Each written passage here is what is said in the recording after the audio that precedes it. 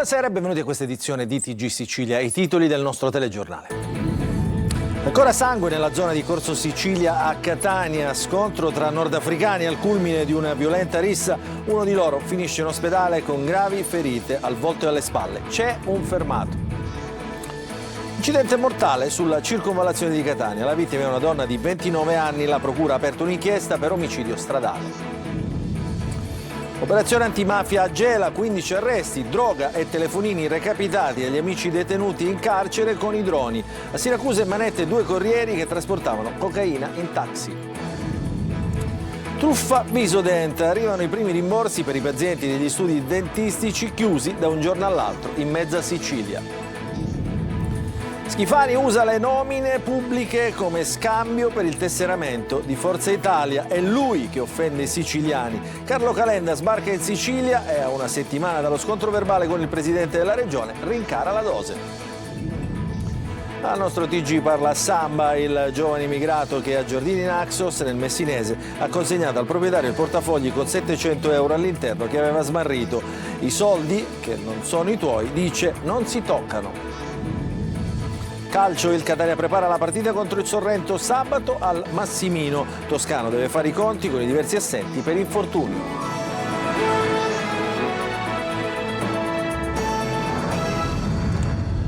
Ancora emergenza nel centro storico di Catania. Una nuova rissa, l'ennesima, stavolta a coltellate in Corso Sicilia. Un 20enne egiziano ferito al volto e agli arti superiori durante una lite, forse per una questione di parcheggi. Il servizio di Tonino De Mana.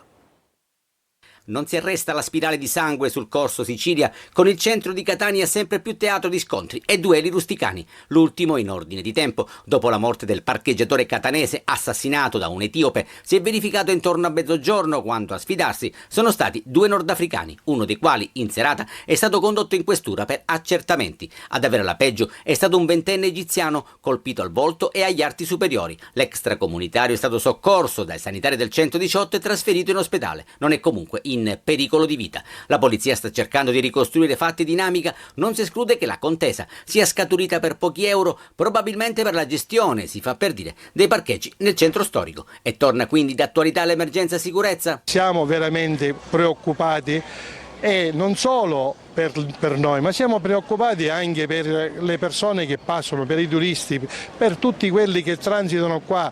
C'è un clima di paura, abbiamo di bisogno di controlli. Noi come commercianti è da circa già 3 mesi che chiudiamo almeno un'ora prima perché abbiamo paura la sera. Siamo allo sbaraglio totale. Dovrebbero prendere dei provvedimenti perché comunque non è normale che io esco per strada e accoltellano uno davanti a me. Nonostante le riunioni del Comitato per l'Ordine e la Sicurezza, le armi, bianche e non, continuano a tenere banco con strade e marciapiedi sempre più tinti di rosso. Ancora sangue sulla circonvallazione di Catania. Una donna di 29 anni, operatrice informatica dell'azienda sanitaria provinciale di Catania, stamattina ha perso la vita in un incidente avvenuto nel tratto tra Viale Marco Polo e in corso. La procura ha aperto un'indagine, i residenti chiedono più sicurezza. Orazio Longo. Le indagini sono in corso e la procura ha aperto un'inchiesta per fare luce sulla morte di Silvia Gulisano, 29enne catanese impiegata come operatrice informatica all'ASP di Catania, che ha perso la vita in un incidente avvenuto nelle prime ore della mattina in Viale Marco Polo, tratto della circonvallazione di Catania all'altezza del civico 43. La donna è stata ritrovata a terra a poca distanza dal mezzo che guidava, soccorsa dal 118, è morta poco dopo il suo arrivo all'ospedale Cannizzaro per gli esiti di un grave trauma cranico. Il magistrato di turno ha disposto il sequestro della salma e disporrà l'autopsia.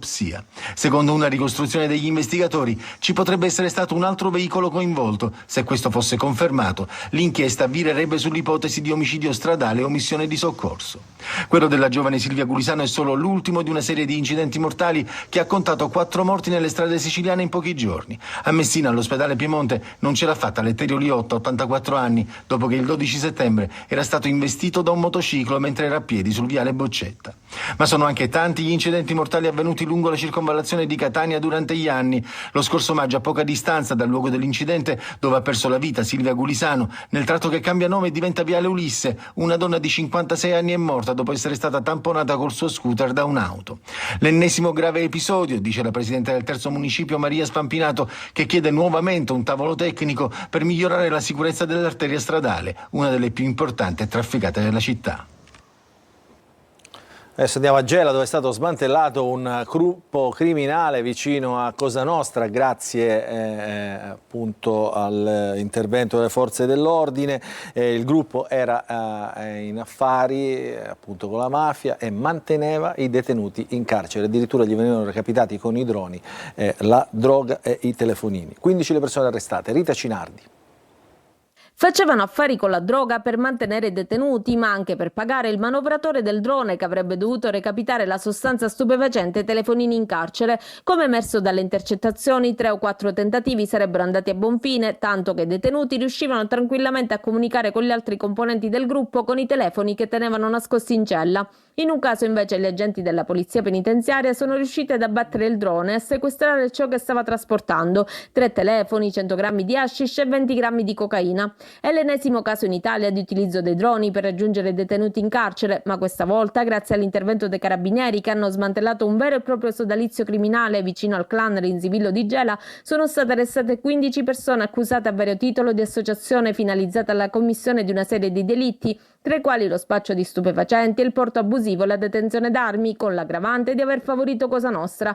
I sodali infatti avrebbero anche avuto contatti con il clan Rinzivillo e la famiglia mafiosa di Campofranco per l'acquisto di pistole e munizioni. Per il trasporto della droga, che proveniva anche dal nord Italia, avrebbero noleggiato auto sempre diverse tramite un'agenzia di noleggio. Le schede telefoniche utilizzate invece venivano intestate ad immigrati e tramite alcune app venivano fatte videochiamate per visionare la tipologia e la quantità di stupefacente, ma anche le istruzioni sulle modifiche da apportare ad una pistola che era stata smontata. A Siracusa 2 corrieri trasportavano durante la notte la droga, pensate, in taxi. La polizia li ha riconosciuti e li ha arrestati. Il servizio di Simona Mazzone. Aprendo il portabagagli del taxi, dentro quello che sembra un comune zaino, ecco la sorpresa che si presenta agli occhi dei poliziotti. 5 panetti di cocaina per un peso di oltre 5,5 kg che immessi sul mercato avrebbero fruttato circa 600.000 euro.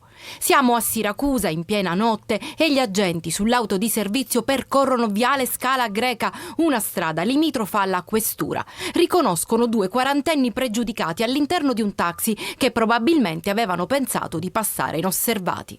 Insospettiti, i poliziotti fermano l'auto scoprendo nascosta dentro allo zaino la droga, tutta marchiata Shark con tanto di squalo sulla copertina della confezione.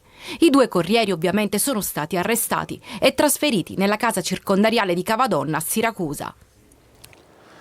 Un detenuto nel carcere di Barcellona Pozzo di Gotto, nel Messinese, pronto ad aggredire un medico con pezzi di vetro e plexiglass nascosti in tasca. Il medico gli aveva prescritto una terapia infusionale per una ipoglicemia, ma non appena il dottore ha detto al paziente che avrebbe chiamato i soccorritori, si è scatenato l'inferno e il detenuto ha minacciato con le mazzate insomma tutti quelli che erano presenti, tanto da costringere la vittima a rifugiarsi in un bagno prima di essere fortunatamente difeso dall'assistente.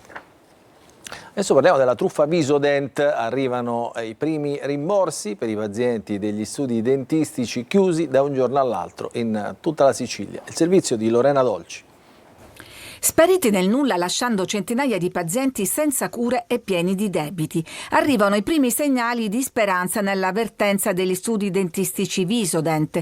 Uno degli istituti di credito, il Sella Personal Credit, si è infatti dichiarato disponibile a chiudere il finanziamento e a rimborsare al cliente le rate già pagate. Lo annuncia il presidente di Federconsumatori Palermo, Giuseppe Lobello. La speranza è che adesso anche altre finanziarie o banche seguano l'esempio. Una scia di debiti e studi abbandonati abbandonati, coperti da scritte ingiuriose lasciate dai pazienti che più volte hanno inscenato proteste. Oltre a Federconsumatori, della truffa si stanno occupando anche altre associazioni come Codacons, che ha attivato lo sportello SOS Visodent. Dietro il marchio c'è un dedalo di società che porta ad un gruppo spagnolo non nuovo a reati di frode e riciclaggio. Sulla vicenda Visodent la Procura di Catania ha già aperto un fascicolo. Altri tribunali, tra cui quello di Palermo, stanno attendendo le informative finali delle forze di polizia per aprire un'inchiesta sulla base delle numerose denunce arrivate in questi mesi. Adesso apriamo la pagina della politica. Carlo Calenda, il leader di Azione, sbarca in Sicilia una settimana dopo lo scontro verbale con Schifani alla festa dei giovani di Forza Italia, ma non viene a cercare pace, piuttosto rincara la dose e parla di una Sicilia da commissariare e di un governatore che offende l'intelligenza dei siciliani. Il servizio di Manlio Viola. Bisogna commissariare la Sicilia, deve essere lo Stato a erogare i servizi, non c'è un'altra soluzione. Carlo Calenda, leader di Azione, a 4 giorni dallo scontro verbale alla festa dei giovani azzurri con il presidente della regione Renato Schifani, che lo accusa di aver offeso la Sicilia e i siciliani, sbarca nell'isola per rincarare la dose. Parla di una Sicilia dove non funziona niente per colpa della regione e nega di aver offeso i siciliani. Al contrario, sostiene da eletto in Sicilia che la sua è una battaglia per i siciliani. Ciò che offende la Sicilia è il modo in cui lui gestisce le nomine di società che dovrebbero fare il servizio, il bene dei siciliani e che vengono usate come scambio addirittura per i tesseramenti al congresso di Forza Italia. Per Calenda la situazione è ormai incancrenita, lo statuto autonomistico ha fallito e la situazione può solo peggiorare. Noi vedremo un continuo, neanche troppo lento, come succede sulla sanità, smembramento di questa regione ad opera di una classe di feudatari che la sta opprimendo. Poi attacca sulle mancette, sulla crisi idrica che non viene gestita, sulle nomine appena fatte e porta ad esempio di clientelismo politico la scelta del giovane Luigi Genovese quale presidente AST. Chi insulta i siciliani è un governatore che prende un ragazzo che sarà un bravissimo ragazzo ma non ha nessuna esperienza per fare il presidente dell'autorità per i trasporti, della società che si occupa dei trasporti. In Sicilia è il posto in cui meno in Italia vengono usati il trasporto pubblico, e gli si dice: siccome io ho bisogno del supporto di Lombardo te lo faccio fare. Questo è l'insulto alla Sicilia. Insomma, la campagna elettorale in vista del 2027 si è aperta oggi. Il ministro della Salute, Orazio Schillaci, ha incontrato il presidente della regione siciliana, Renato Schifani, accompagnato dall'assessore regionale alla salute Daniela Faraoni e dal direttore generale Salvatore Iacolino.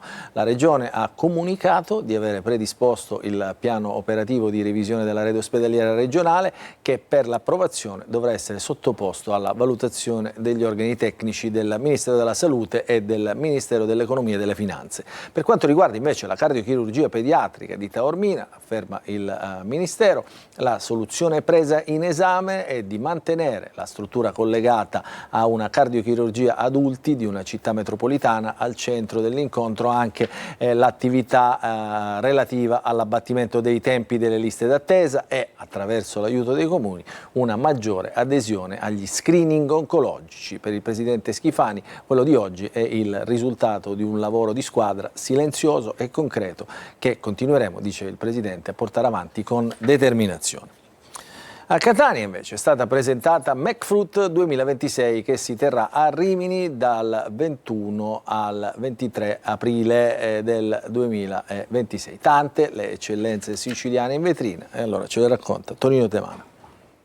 Avocado e mango in copertina, le eccellenze siciliane in vetrina. È stata presentata a Catania l'edizione 2026 di McFruit, la fiera della filiera internazionale dell'ortofrutta che si svolgerà a Rimini dal 21 al 23 aprile 2026. La città romagnola sarà un luogo dove presentare quello che l'Italia sa fare e offrire nel settore ortofrutticolo, confrontandosi con il mondo intero per la presenza in questa manifestazione di tante imprese e nazioni estere. Un motivo di vanto per il ministro all'agricoltura e sovranità alimentare Francesco Lollobrigida, intervenuto dal Sudafrica con un videomessaggio. È una grande vetrina che ho avuto modo di apprezzare in tutte le edizioni a cui ho potuto partecipare, un luogo nel quale c'è l'occasione di tante nazioni di conoscere quello che l'Italia sa fare ed offrire, ma anche per altre nazioni di valorizzare i loro prodotti. Sicilia, terra di sole, mare e agrumi. per il Consorzio di tutela Arancia Rossa di Sicilia è un punto di incontro molto utile con i buyers, con i consumatori e con tanta gente che viene da tutto il mondo e da tutta Europa, quindi è una fiera molto importante e quest'anno lo sarà sicuramente ancora di più. Agrumi, pistacchi, fichi d'India, pomodori, vini, uva, capperi, la lista DOP cresce di anno in anno con la Sicilia sempre più protagonista a tavola e non solo. Adesso la notizia di un lutto, è morto a Catania a 71 anni Pippo Reina, ex sottosegretario alle infrastrutture e ai trasporti dal maggio del 2008 al novembre del 2010 nel governo Berlusconi, eletto in Puglia nelle liste di Forza Italia, era stato parlamentare alla Camera dei Deputati dall'aprile del 2026 all'aprile del 2008, iscritto nel gruppo del Movimento per l'Autonomia, aveva ricoperto a Montecitorio gli incarichi di sottosegretario alla Presidenza e di componente della Commissione Finanze. Domani Camera Ardente al Teatro Comunale di Mister Bianco, suo comune diciamo di dove era originario. Venerdì 19 i funerali nella Chiesa Madre, venerdì alle 19 i funerali nella Chiesa Madre. Beni confiscati alla mafia adesso. Il presidente della commissione antimafia, Antonello Cracolici, dice che per impedire che ritornino in mano alle cosche bisogna potenziare i sistemi di videosorveglianza, versare i contributi alle imprese fallite e poi una misura drastica, allontanare i figli dalle famiglie di Cosa Nostra. Il servizio di Marco Gullà. Dai finanziamenti e contributi a fondo perduto in favore di imprese soggette a misure di prevenzione al potenziamento dei sistemi di videosorveglianza nei comuni dell'isola sono le misure su cui la Commissione regionale antimafia si focalizza per il contrasto alla criminalità organizzata e non. Più telecamere per controllare i territori in tutti i comuni della Sicilia, un modo per contrastare la violenza che dilaga in alcune città.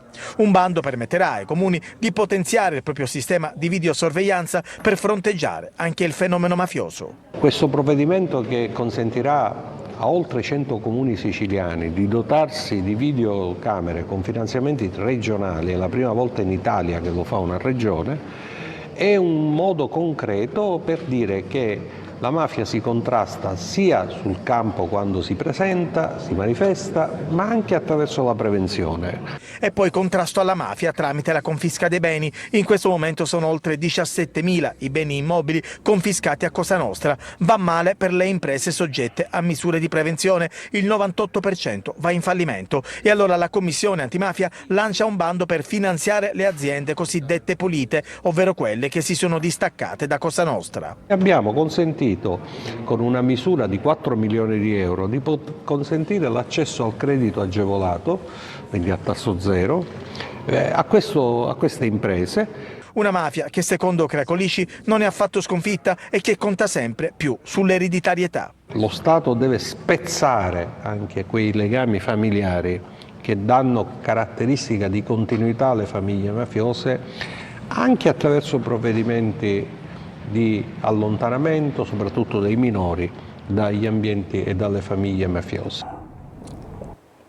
Adesso parliamo del ponte sullo Stretto, i lavori finanziati col PNRR che sono obiettivi della criminalità, almeno questo secondo il procuratore di Messina D'Amato, che lo ha confermato chiedendo rinforzi per gli uffici giudiziari. Il servizio di Francesco Triolo. Gli appetiti delle mafie e della criminalità internazionale sugli appalti del PNRR e del ponte sullo Stretto. L'argomento è noto, conosciuto anche dalle procure e dal Ministero dell'Interno e se ne è discusso a margine del convegno organizzato dall'Europarlamento all'Università di Messina. In particolare sul ponte è stato il procuratore capo di Messina, Antonio D'Amato, ad accendere i riflettori. Va detto che questa importante opera, come tutte le importanti opere pubbliche in Italia, soprattutto nel meridione, che dubbio c'è, mi immagino soltanto volendo andare a ritroso di circa 40 anni alla ricostruzione del dopoterremoto in Campania, gli appetiti della camorra di allora su quell'importante flusso di denaro pubblico che arrivò in Campania per la costruzione di residenze e di infrastrutture. È certo che diciamo l'accumulo di ricchezze illecite da parte delle organizzazioni mafiose rientra nella loro vocazione chiamiamola fra virgolette, naturale, e si tratta peraltro di una vocazione che va a braccetto con l'infiltrazione in genere appalti e subappalti. D'Amato è stato chiaro anche sulle richieste al ministro dell'Interno Piantedosi. Messina, la Sicilia dovranno affrontare con l'avvio della costruzione del ponte un carico importante sia a livello di indagini che di giudizi e serve quindi potenziare le strutture giudiziarie. Adesso restiamo nel messinese, a Giardini Naxos, perché il nostro TG parla Samba, il venditore ambulante senegalese che ha trovato un portafoglio con 700 euro e lo ha restituito al legittimo proprietario. Il servizio di Lorena Dolci. Che cosa avreste fatto voi trovando a terra un portafoglio pieno di soldi? A volte è proprio difficile resistere alle tentazioni, ma Samba non ci ha pensato due volte a restituire un borsellino con ben 700 euro. Questa storia l'abbiamo già raccontata dal punto di vista del legittimo proprietario, ma abbiamo rintracciato l'autore di questo gesto di onestà, un venditore ambulante senegalese che si è presentato con l'oggetto smarrito ad un incredulo elettrauto di Giardini Naxos. Tu sei Salvatore. Mi dice sì, mi serve qualcosa, ho detto no, hai perso qualcosa, poi lui fa così. No, non può succedere, non è quello che penso io. Amore, senti, qua c'è un miracolo, e senti subito, te lo giuro, perché lui non lo credevo, veramente, perché era nel carabiniere per fare le denunce. 31 anni, da 16 in Italia, con regolare visto, avendo raggiunto il padre che già viveva qua, Samba lavora tutta la settimana nei mercatini e fiere della provincia di Catania. Per lui non c'è niente di eccezionale. Io so cosa posso fare, cosa non posso fare. In religione è vietato mangiare i soldi che non sono i tuoi, per questo io non potevo fare questa cosa. Anche i miei genitori, loro hanno educato noi che una cosa che non è tua tu la devi restituire. Eppure quei 700 euro avrebbero potuto fare comodo a Samba, che messo da parte il sogno di fare il camionista, spera prima o poi di tornare al suo paese. Può essere che quando ce l'ho anche i soldi che ho messo da parte, forse tornerò al mio paese, faccio altre cose. Un gesto di ordinaria normalità che in questa società purtroppo sembra straordinario. E adesso cambiamo argomento, ci occupiamo del castello di Poggio-Diana a Ribera, che torna a vivere. La fortezza normanna diventa un polo culturale e turistico. Il servizio di Davide Sardo. Il castello di Poggio-Diana torna a splendere.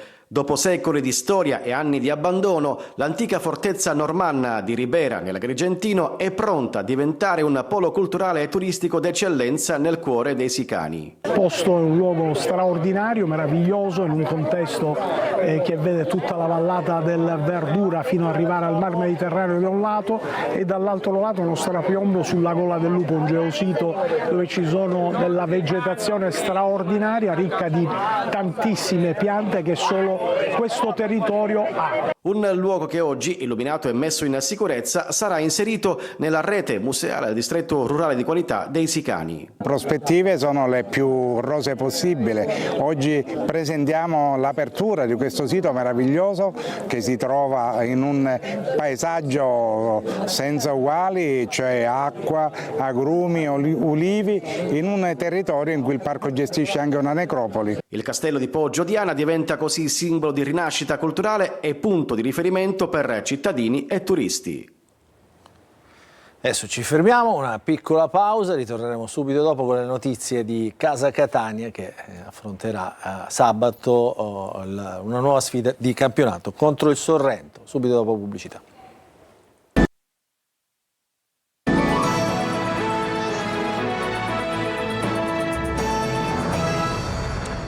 Ancora ben trovati nella seconda parte del nostro telegiornale, apriamo la pagina dello sport, del calcio, parliamo del Catania, occhio all'infermeria, in casa rossazzurra Toscano deve fare i conti con diversi assenti per infortunio, l'ultimo si tratta del difensore Martic contro il Sorrento, però torna a disposizione Quaini dopo la squalifica, il servizio di Francesco Triolo. Mettersi alle spalle, subito i 4 schiaffoni di Cosenza, rialzarsi, riacquistare fiducia. Il Catania prepara la partita contro il Sorrento di sabato pomeriggio con il coltello tra i denti, con l'atteggiamento della cacciatrice ferita, ma pronta a conquistare la preda finale. Toscano deve dimostrare insieme alla squadra che la sconfitta di domenica non è stato un campanello d'allarme, ma solo un passo falso. Per farlo deve vincere e convincere anche nella situazione di difficoltà che sta vivendo in questo periodo. L'attenzione infatti è tutta rivolta all'infermeria, da dove sono arrivate brutte notizie. Martic, uscito zoppicando dal San Vito Marulla, è stato visitato e il responso non è di quelli felici. Strappo all'adduttore con conseguente indisponibilità di circa 2 mesi per il difensore austriaco. A lui si aggiungono anche le condizioni di Aloy, che a Cosenza è rimasto in panchina dopo le noie fisiche accusate nella seduta di rifinitura prima della sfida. In più ci sono le indisponibilità di Rolfini e Caturano. L'unica buona notizia è il recupero di Quaini, che dopo aver scontato le 4 giornate di squalifica, souvenir del playoff della passata stagione, adesso è pronto a tornare in campo con grande voglia di rifarsi dopo un lungo stop. Per Toscano, con il rientro anche di Di Tacchio già a Cosenza, la possibilità di avere alternative importanti in mezzo al campo non è roba da poco in questo periodo. Ci fermiamo, un'altra piccola pausa.